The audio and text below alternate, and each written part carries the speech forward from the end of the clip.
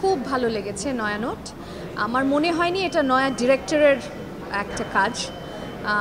আমার মনে হয় যে অনন্য তার মায়ের সঙ্গে অ্যাসিস্ট করেছে প্রহেলিকায়, এবং তার আগেও মায়ের সঙ্গে সঙ্গে বিভিন্ন জায়গায় গিয়ে কাজ করে তার একটা এক্সপিরিয়েন্স হয়েছে, সেটার প্রতিচ্ছবি হয়তো এখানে ছিল। যারা অ্যাক্টিং করেছেন প্রত্যেকের অ্যাক্টিং আমার ভীষণ ভালো লেগেছে, আমি একজন অডিয়েন্স হিসেবে খুব উপভোগ করেছি।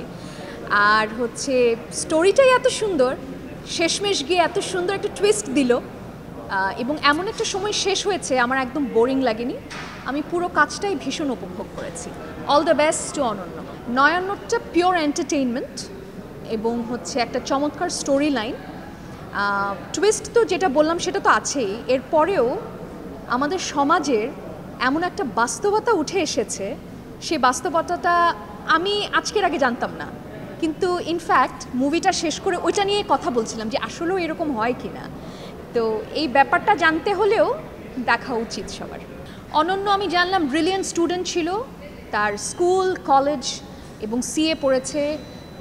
এরপর সে এর পাশাপাশি তার মানে বিষয় আলাদা, তবুও সে এন্টারটেইনমেন্টে তার যে এমন ইচ্ছা পোষণ করেছে ক্রিয়েটিভ ওয়ার্কে।